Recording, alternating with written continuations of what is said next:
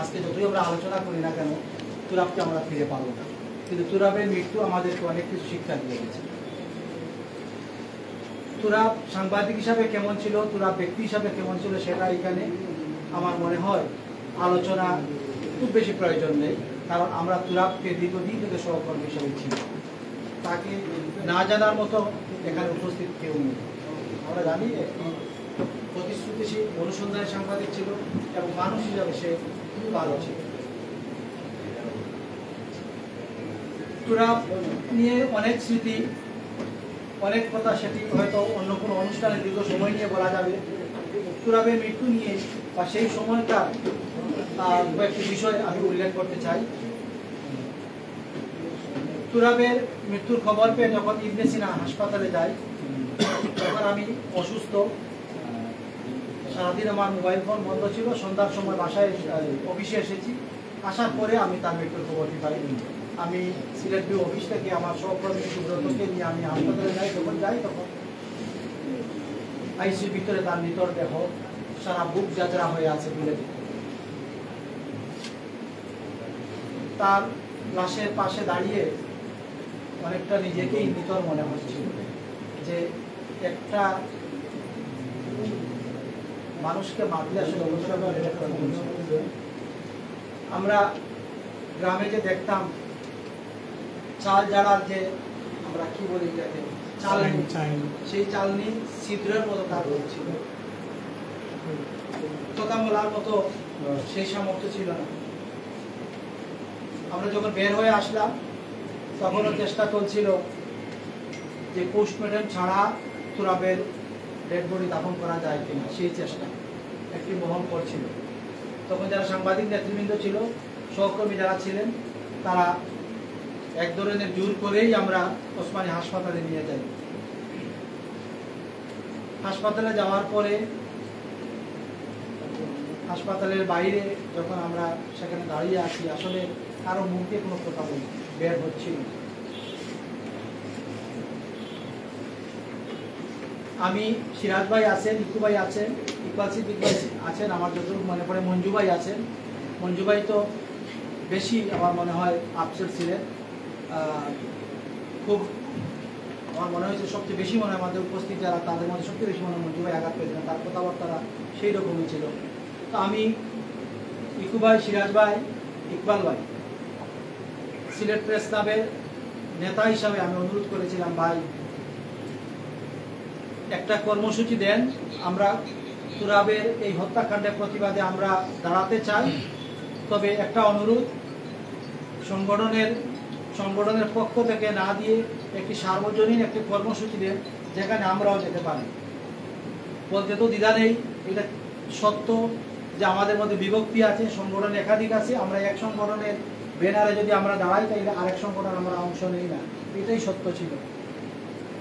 তো যখন সিদ্ধান্ত হলো যে আমরা একটা সার্বজনীন ব্যানারে আমরা দাঁড়াবো, তো ঠিক এই সময় আমাকে কে একজন সহকর্মী আমাকে ফোন দিয়ে বলেছেন যে তোমার সিলেট বিউর স্টাফ নিবেন্দু গুলিবিদ্ধ, তার ওটি চলতেছে। আমি কিন্তু জানতাম না। একই দিন শাহজালাল ইউনিভার্সিটির সামনে ওইখানে সে আহত হয়েছে। তখন আমি বলেছিলাম যে আমি নিবেন্দুকে পরে দেখতে যাব, আগে কর্মসূচির ফায়সালাটা হবে।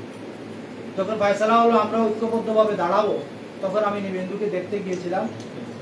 তার সাউন্ড গ্রেনেডের যে শক্ত যে কুশাটা থাকে, সেটা পড়ে তার হাঁটুর নিচে, দুই পায়ে হাঁটুর নিচে মারাত্মকভাবে আঘাতপ্রাপ্ত হয়েছে। তার দুই পায়েই অপারেশন লেগেছে। আল্লাহ মেহেরবান, যদি হয়তো তার দু আঙ্গুল উপরে যদি আঘাতটা রাখতো তাহলে হাঁটুর যে জয়েন্ট সেটা হয়তো উড়ে যেত। তারপরে আমি আমার ক্লাবের যারা নেতৃবৃন্দ ছিলেন তাদেরকে অবগত করি যে আমরা দাঁড়াতে চাই তুরাবের জন্য। সবাই কিন্তু এক বাক্যে রাজি হয়েছিল। আমরা 23 জুলাই শহীদ মিনারে দাঁড়িয়েছিলাম 8টি সংগঠনের ব্যানারে, অর্থাৎ সিলেটের যত সাংবাদিক সংগঠন ছিল সব আমরা এক এবং ঐক্যবদ্ধ হয়ে তুরাবের জন্য দাঁড়িয়েছিলাম। তুরাবের মৃত্যু আমাদেরকে সবাইকে এক করে দিয়েছিল, সব ভেদাভেদ কিন্তু আমাদেরকে ভুলিয়ে দিয়েছিল। আমরা দাঁড়িয়েছিলাম। যারা ওই সময় নেতৃবৃন্দ ছিলেন বা এখনো আছেন তারা জানেন যে কত প্রতিকূলতা আমাদেরকে পার করতে হয়েছিল। আমাকে আওয়ামী লীগের এক নেতা বলেছিলেন যে তুরাব মারা গেছে, তার মৃত্যু নিয়ে তুমি তোমার ক্লাবের সদস্যদেরকে আহ্বান জানাচ্ছ প্রোগ্রামে যাওয়ার জন্য, দরকার কি? তুরাব তো তোমার ক্লাবের সদস্য না। আমাকে বলা হয়েছিল তুরাব জালালাবাদ পত্রিকায় চাকরি করে, ভিন্ন মতাদর্শের পত্রিকায় চাকরি করে। আজকে এই কথাটি বলতে পারছি এই জন্য যে আমার সামনে সবাই আমার সহকর্মী। সেই সময় কিভাবে পার করতে হয়েছিল তা হয়তো অনেকেই জানেন না। আমি বলেছিলাম আমার কাছে তুরাবের একটাই পরিচয়, তুরাব সাংবাদিক, তুরাব আমার সহকর্মী, আমার কাছে আর কোনো পরিচয় নেই। আমাকে যেতে হবে এবং আমার ক্লাবের যারা সদস্য আছেন তারা যাবেন। আমাকে পুলিশের পক্ষ থেকে ফোন দেওয়া হয়েছিল যে যখন তারা দেখছেন যে না আমি যাবো বা আমার ক্লাবের সদস্য যারা তারা যাবেন এবং আমি আমার ক্লাবেও ক্যাম্পেইন করতেছি যাতে তাদের সবাই উপস্থিত থাকে, যখন আমাকে আটকানো বুঝে গেছে যে সম্ভব না, তখন আমাকে বলা হয়েছিল আমি যেন আমার বক্তব্যে পুলিশের গুলিতে মারা গেছে এই কথাটা, এই দাবিটি যেন না করি। আমি বলেছিলাম যে এটা দৃশ্যমান সত্য যে পুলিশের গুলিতে তুরাব মারা গেছে, এইটা আমি বলবোই, আমি বিচার চাইবই। আমি সেদিনের বক্তব্যে আমি স্পষ্ট দাবি করেছিলাম পুলিশের যারা এই ঘটনায় জড়িত আছে, আমরা নিরপরাধ কারো কিন্তু আমরা শাস্তি চাইনি। আমরা চেয়েছিলাম যারা হত্যাকাণ্ডে জড়িত তাদের প্রত্যেকের যেন শাস্তি হয়, কেউ যেন শাস্তির বাইরে না হয়। আমাকে গোয়েন্দা সংস্থা থেকে ফোন দেওয়া হয়েছিল আমি যেন এই বিষয়টি নিয়ে বাড়াবাড়ি না করি। আমাকে কিছু সাংবাদিকও আমাকে বলেছিলেন যে আমি যে যাচ্ছি এটা কি উচিত হচ্ছে কিনা, মানে আমাকে বোঝানোর চেষ্টা হয়েছিল যে আমি জেলা প্রস্তাবের সেক্রেটারি হিসাবে যে যাচ্ছি সেটা কি উচিত হচ্ছে কিনা। আমি বলছিলাম আমার যদি আর কোনো পরিচয় না থাকে, আমি শুধু একটা পরিচয় নিয়ে আমি তুরাবের সকল কর্মসূচিতে সাথে থাকবো, সেটি হচ্ছে আমি সংবাদকর্মী আর তুরাব হচ্ছে আমার সহকর্মী। আমি এখন পর্যন্ত আমি তুরাবের হত্যাকাণ্ডের প্রতিবাদে যতটি কর্মসূচি এসেছে আমার জানা মতে আমি কোনো কর্মসূচি থেকে আমি বিরত থাকিনি। প্রতিটি কর্মসূচিতে আমি ছিলাম। আজকে তুরাবের এই প্রথম মৃত্যুবার্ষিকীতে আমার অঙ্গীকার পুনর্ব্যক্ত করছি, তুরাবের বিচার না হওয়া পর্যন্ত যত কঠোর কর্মসূচি আসুক না কেন আমি তুরাবের এই কর্মসূচিতে আমি একজন সংবাদকর্মী হিসাবে বিচার না পাওয়া পর্যন্ত আমি সরব থাকি। তুরাবের আপনার মাগফিরাত কামনা করছি, আল্লাহ যেন তাকে মেহমান শহীদ হিসাবে তাকে কবুল করেন, তাকে জান্নাতুল ফেরদৌস দান করেন। তুরাবের বিচার যেন তার পরিবার পায়, সহকর্মী হিসাবে যেন আমরা তুরাবের বিচার পাই, সেই বিচার যেন সন্তুষ্টজনক হয়। আল্লাহ সবার মঙ্গল করুক। আল্লাহ হাফিজ।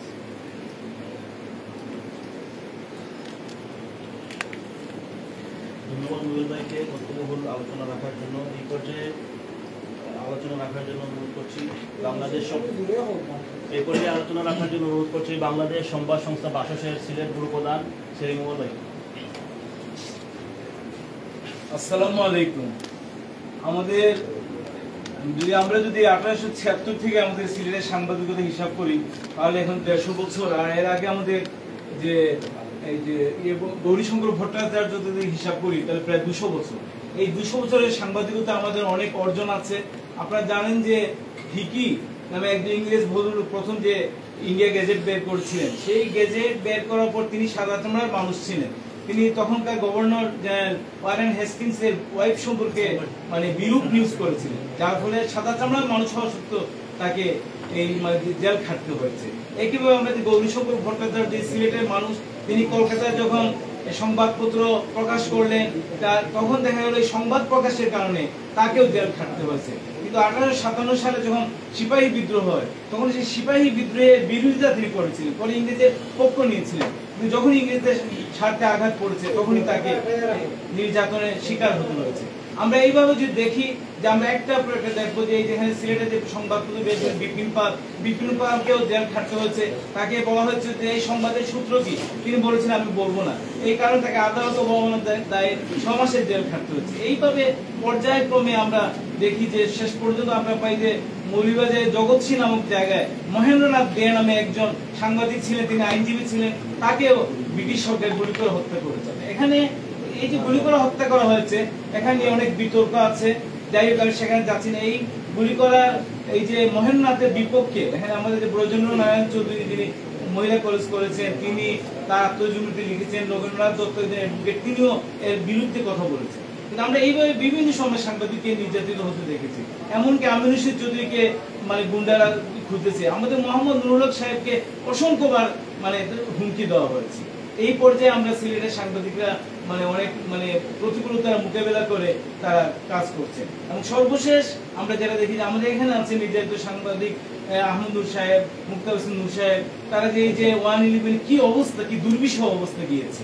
এবং আসলে আমরা যখনই দেখবেন যে কেউ আপনার সাথে কিছু করছে, যখনই কারো মানে যে প্রশাসন এস্টাবলিশমেন্ট যেটা আছে, যখনই তাদের স্বার্থে আঘাত করবে, তখনই তারা আপনার বিরুদ্ধে দাঁড়াবে। আপনি দেখেন এইভাবে পর্যায়ক্রমে সর্বশেষ দেখলাম যে তুরাবের ব্যাপারটা। তুরাব কিন্তু এক খেয়াল করেন, তার এখানে প্রেস লেখা আছে, মাথায় হেলমেট আছে, নিরস্ত্র মানুষ, কিন্তু তাকে গুলি করে হত্যা করা হবে। এখন এটা ঠিক এইভাবে পর্যায়ক্রমে হবে, কিন্তু আমাদেরকে যে কাজটা করতে হবে যে ঐক্যবদ্ধ থাকতে হবে। যখনই আমরা ঐক্যবদ্ধ থাকতে না পারবো, তখনই আমাদেরকে বারবার নির্যাতনের শিকার হতে হবে।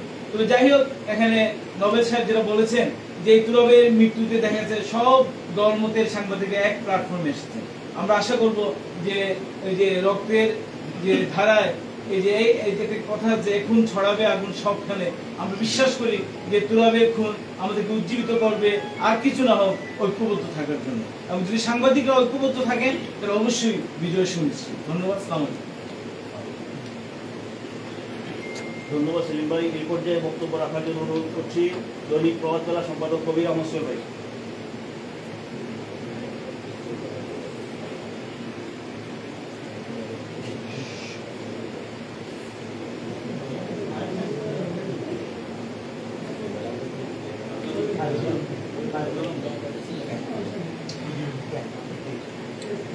আলহামদুলিল্লাহ, ইন্নাল হামদুলিল্লাহ, ওয়াসসালাতু ওয়াসসালামু আলা সাইয়্যিদিল মুরসালিন। জনাব সভাপতি, মঞ্চ উপবিষ্ট আমন্ত্রিত অতিথিবৃন্দ, আমার সামনের সহকর্মীবৃন্দ, আসসালামু আলাইকুম ওয়া রাহমাতুল্লাহ। আজকে আসলে আমরা দিনভর এটিএম সাংবাদিক এটিএম তুরাবের শাহাদত বার্ষিকী উপলক্ষে বিভিন্ন সংগঠন, বিভিন্ন সংস্থা বিভিন্ন কর্মসূচি পালন করতেছে। আমরা সেই কর্মসূচিতে অংশগ্রহণ করতেছি। কথা হলো পরিষ্কার যে গত বছর এই দিনে, আজকে শনিবার আর গত বছর ছিল শুক্রবার, এই দিনে তুরাবকে পুলিশ গুলি করে হত্যা করেছে। এরপরে আমরাও গণমাধ্যমের আজকে আমরা যারা খুবই তৎপর আছি বা অপতৎপর আছি বা কম তৎপর আছি, আমরা কিন্তু লিখেছি সহিংস ঘটনায় তুরাব মারা গেছে। এটা হলো সত্য ঘটনা। আমি লিখছিলাম পুলিশের গুলিতে প্রভাত পেলা অনলাইন ভার্সনে যে তুরাব হত্যা করা হয়েছে। আমাকে ফোন করে বলা হয়েছে যে আপনাকে উঠাই নেব। তো আমরা উঠাইতেই আছি, উঠতেই আছি। 5 তারিখ, এই 19 তারিখের পরে আমরা 23 তারিখে শহীদ মিনারে প্রেস ক্লাব সহ অন্যান্য আমরা সাংবাদিক সংগঠন মিলে দাঁড়াইছিলাম 23 মিনিট সম্ভব। আমি বলছিলাম প্রয়োজনে 23 ঘন্টা দাঁড়াবো, আপনারা না দাঁড়ায় আমি এটা দাঁড়াবো। এটাও কে বা কারা কিভাবে জেনে গেছে রাতে উঠাই আনে। 24 তারিখে আমরা যখন কোতোয়ালি থানায় গেছি একটা আবেদন করবার জন্য, একটা মামলা করবার জন্য, কোতোয়ালি থানার ওসির কাছে আমরা গেছি। আমরা যাবার আগে অন্তত শতাধিক পুলিশ এখানে ছিল, পুলিশ কর্মকর্তারা ছিল। আমাদের জন্য কোক, লেক্সাস বিস্কুট এনে আপ্যায়নের ব্যবস্থা ছিল। লিটন রাগ করে খায় নাই, আমরা খাইতে আসি না। আমাদেরকে এত দ্বারা উপদ্বারা বোঝানো হয়েছে যে এই ঘটনায় মামলা হয় না। একটা মামলা হয়েছে, এই মামলায় বিএনপি জামাতের 98 জনের নাম উল্লেখ করা হয়েছে, আর দরকার কি? তো আমরা কাকুতি মিনতি করে বললাম একটা জিডির জন্য রাখেন। গেল এই চ্যাপ্টার।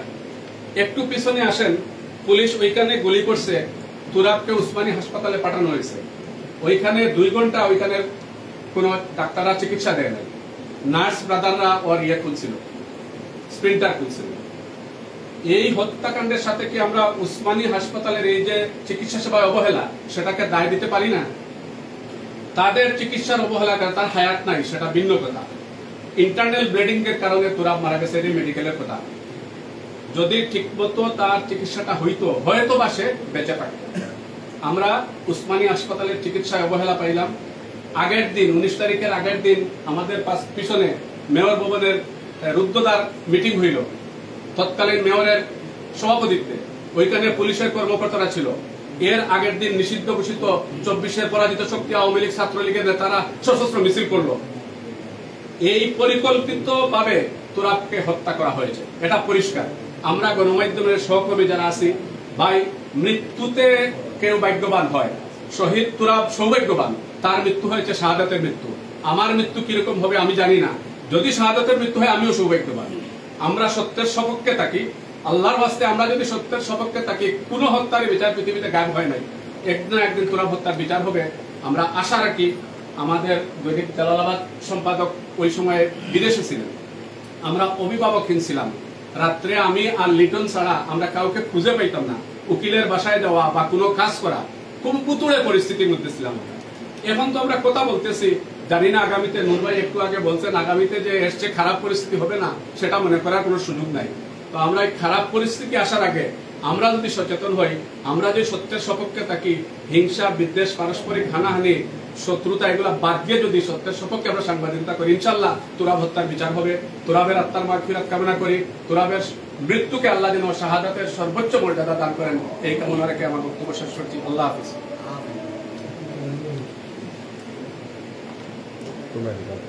বিরতি দিলাম। জি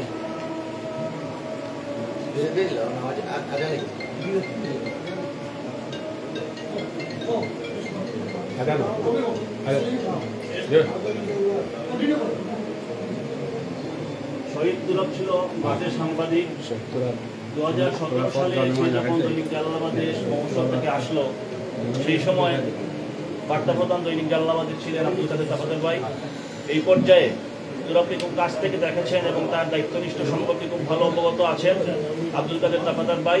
এই পর্যায়ে বক্তব্য রাখার জন্য অনুরোধ করছি দৈনিক নয়া দিগন্ত সিলেট পুরপ্রধান আব্দুল কাদের তাফাদার ভাই। অন্তে কই দুকা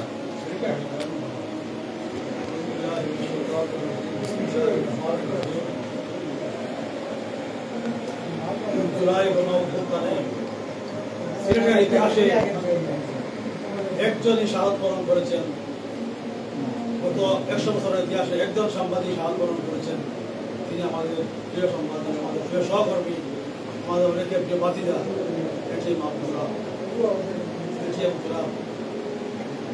আজকে দৈনিক জালালাবাদের উদ্যোগে তুরাবকে নিয়ে আলোচনা সভায় সম্মানিত সভাপতি, সিলেট প্রেস ক্লাবের সাবেক সভাপতি, দৈনিক জালালাবাদের সম্পাদক, আমাদের অভিভাবক নূর ভাই, এখানে আছেন সাবেক সভাপতি প্রেস ক্লাবের আহমদ নূর ভাই, আছেন আমাদের বিএনপি চেয়ারপারসনের উপদেষ্টা জনাব মোহাম্মদ রামলোক চৌধুরী, আমাদের প্রেস ক্লাবের সভাপতি শিকাম কবির টিপু ভাই, সিরাজ ভাই, আমাদের প্রধান ভাই দেশের সভাপতি বাবেল ভাই সহ যারা আছেন সহকর্মী, আসসালামু আলাইকুম। আসলে এই ধরনের পরিবেশে, এই ধরনের আলোচনা সভায়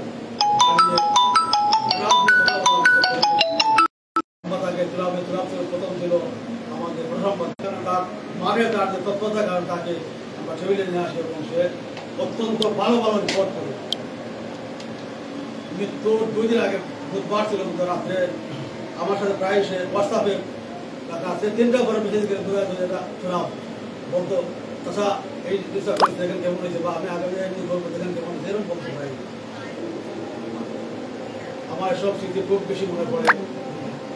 একদিন আমি একটু প্রবলেমে পড়েছিলাম আমার ফ্যামিলিকে নিয়ে, বড় প্রবলেম হয়েছিল আমাদের ভাষা ফ্যামিলিকে নিয়ে। পুলিশ দরকার হয় রাতে, যখন 3:30 বাজে আমি ফোন দিলাম পুরো মুহূর্তে, আধা ঘন্টার মধ্যে পুলিশকে মেরে ধরে সমাধান করেছেন। এর জন্য আন্তরিক ছিল। সম্মানিত সহকর্মীবৃন্দ, আজকের 19 জুলাই আর 24 সালের 19 জুলাই এক ছিল না। আজকে আমরা মুক্ত পরিবেশে কথা বলছি, আজকে আমরা বড় গলায় কথা বলছি। 19 জুলাই থেকে 31 জুলাই বা 4 আগস্ট পর্যন্ত আমরা কিন্তু অনেকে কথা বলিনি, আমরা অনেকে লিখিনি সাহস করে। তুরাব মৃত্যুর পরে ঢাকা থেকে, তুরাব তো ছিল তরুণ রাজনীতির দায়িত্বে ছিল এখানে সিলেটের। তুরাব মারা গেছে, নিউজটা খেয়ে দেবে। আমাকে ঢাকা থেকে নির্বাহী সম্পাদক হইলি ভাই ফোন দিলেন যে নিউজটা কি দেওয়া যায় টেলিফোনে, আবার টেলিফোনে, তখন তো মিডিয়ার বন্ধ। তখন আমি বলছিলাম যে ফুলসে ঘুরতে নিয়ত হয়েছে। উনি বলেন, বারবার বলেন যে দেখেন বাকি লিখবো ফুলসে ঘুরতে বলে অবশ্যই লিখবেন, আমরা তো আইন সবাই পরিদর্শনে আসলে দেখছি। এ ধরনের ক্ষতি ছিল। আদিগন্ধ পত্রিকায় বলতেছে যে ফুলসে ঘুরতে নিয়ত হয়েছে, সঠিক কিনা তখন আমার হাত ফোন নিয়ে কালাম আবুল কালাম ভাই আমাদের ঢাকায় আছেন, তার কাছে আমি ফোনে নোট দিই এবং পরের দিন নিউজ আসে ফুলসে ঘুরতে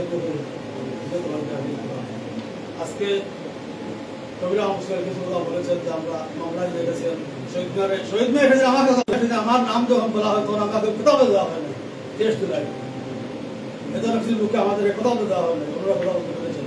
আলহামদুলিল্লাহ আমি এরা আজকে এখানে বলতে চাই যে চূড়া হত্যার 365 দিন পেরিয়ে গেছে, 1 বছর পেরিয়ে গেছে, মামলা হয়েছে, তদন্ত হচ্ছে, দুর্বাই সম্ভব আটকে আছে আমাদের হত্যা ট্রাইব্যুনালে। তদন্ত অলরেডি হয়ে তদন্ত অনেক এগিয়ে গেছে, আগামীকালকে সাক্ষী আছে ট্রাইব্যুনালের দুজনে দস্তগীর এবং উজ্জ্বলে পুলিশের উজ্জ্বলে, সেখানে তারা আসবে।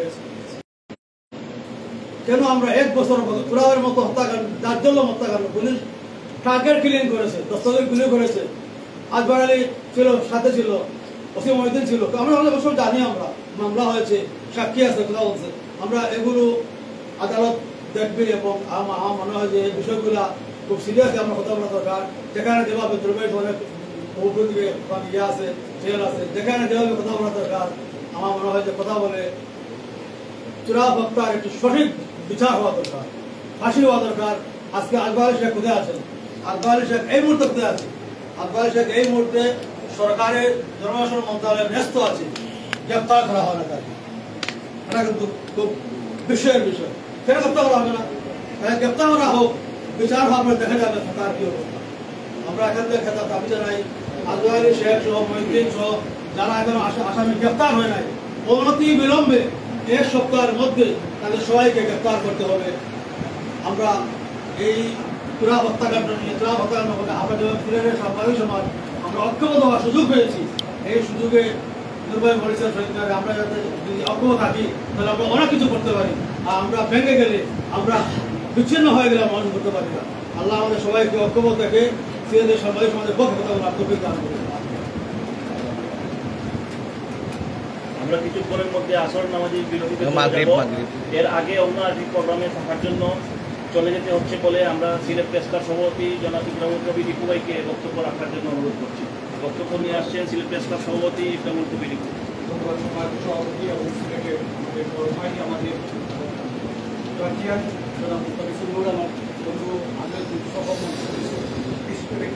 এবং আমার সহযোগিতা বৃদ্ধ। আসলে আমি কারণে একটু আপনাদের কাছ থেকে ক্ষমা চেয়ে নিয়ে নিচ্ছি। একটু হচ্ছে গিয়ে আমি দিন থেকে খুবই অসুস্থ, আমার দাঁতের ব্যথায় আমি সারাটা ওষুধের মধ্যে আছি, আমি পকেটের মধ্যে ওষুধ করছি। একদিন বলছি আমি সারাদিনের বেশ কিছু প্রোগ্রামের কোনো নিউজ আমি এখন দেখেছি, বিভিন্ন কারণে নিজের যে জটিল অবস্থার মধ্যে আছে, সেজন্য আমি ক্ষমা চেয়েছি সবার কাছ থেকে। আসলে আজকের দিনটি সারা জীবন আমার মনে থাকবে, আমি যতদিন বেঁচে থাকবো দিনটি মনে থাকবে। কারণ আমরা তুরস্কে মানে মেডিকেল কলেজ হাসপাতাল থেকে রিটার্ন করি, রিটার্ন সহ আমরা সবাই মিলে তুরস্কে ফিরে গিয়েছিলাম।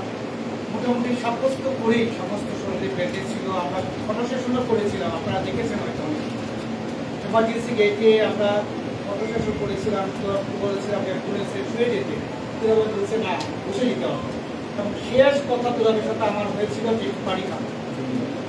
আমি কর্তব্যরত ডাক্তারকে জিজ্ঞাসা করছি এখন পানি দেওয়া যাবে, দেওয়া যাবে। তখন তার বোতলে সম্ভবত কি ছিল, ট্যাঙ্ক জাতীয় স্যালাইন পানি ছিল, এই পানিটি তুরাবে শেষ করা। ওরা সবাই বলছিল যে তখন শুক্রবার ছিল, শুক্রবার ভালো ট্রিটমেন্ট পাওয়া যাবে না, আমরা মেশিনে নিয়ে যাবো পড়ে গেছে। তখন আমি গেছিলাম, আমাদের হাবিব ভাইয়ের সাথে কথা বলেছিলাম, মায়ের না হাবিব ভাইয়ের সাথে। হাবিব ভাই বললো খুব বেশি ফাটাই না, আমার সিট কম, আপনার হাবিব ভাই আমরা শুধু তুরাবে পাঠাই যাবো, তুরাবে কিন্তু তারপরে আমি পাঠাইয়া আমার মোটরসাইকেল নষ্ট ছিল, বাসায় গেলাম। যাওয়ার কিছু সময় পরে আমি তখন ভাতের টেবিলের দিকে উঠে গেছি, পরে ভাত খেয়ে আর কিছু সময় পরেই আমাকে আমার সাধারণ সম্পাদক মোহাম্মদ সিরাজ ইসলাম জানালো যে তুরাবের অবস্থা ভালো না। আমি সাথে সাথে কাপড় পরে রেডি হয়ে বের হবো, যে মাগরিব আজানটা দেয় অবস্থা ছিল, মাগরিব আজান মনে করেন যদি মাগরিব নামাজটা পড়ে দিয়ে দেবো, আবার আরেকটা ফোন সিরাজের সিরাজকে দ্বিতীয় ফোন পেয়ে আমার সমস্ত শরীর ঠান্ডা হয়ে গেছে। আর রিসিভ করার আগে বুঝে গেছে যে ঘটনা কি। সিরাজ খালে বলছে নো নো, সেই খাবার সেই স্মৃতি সারা জীবন মাথা পুরব নেই। আমরা 1 বছর পার হয়ে গেছে, মাত্র সামান্য যদি বলি 10 বার আমাদের মামলার অগ্রগতি হয়েছে। আমরা সিলেটের সাংবাদিকরা সেদিন যেভাবে ঐক্যবদ্ধ হয়েছিলাম তোলাবের মৃত্যুর পর, তোলাবের নিরুপর পর, তোলাবের রক্ত ঝরার দিন থেকে আমরা যেভাবে ঐক্যবদ্ধ হয়েছিলাম, আমরা সিলেটের সাংবাদিকরা তোলাব ইস্যুতে যতদিন পর্যন্ত তোলাবের বিচার নিশ্চিত না হচ্ছে ততদিন পর্যন্ত আমরা তোলাব ইস্যুতে থাকবো, ঐক্য আছি এবং আমরা এই তোলাবের